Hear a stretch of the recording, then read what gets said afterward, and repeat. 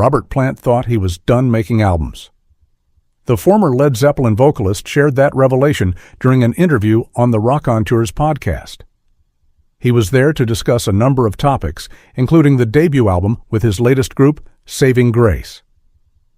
It's a record which was 6 years in the making, and according to Plant, the idea of even doing an album almost ended up in the bin.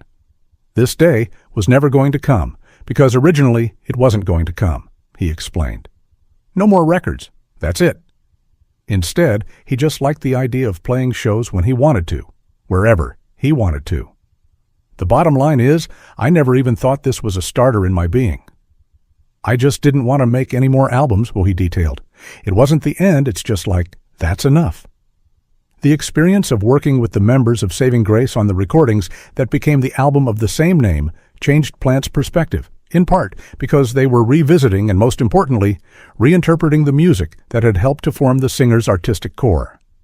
They had fun working on songs for the project, working at a relaxed pace with sessions that began in 2019, and they would continue to mull over potential prospects during the pandemic and beyond.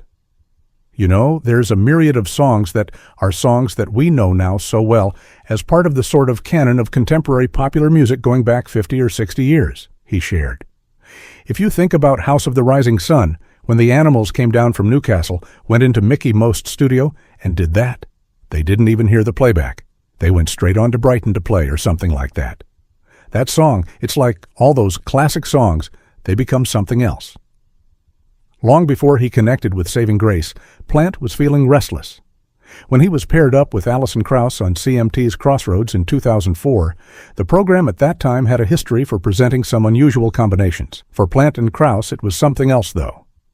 For me, I found it was such a release and such an escape, he says now. He realized it was time for a change.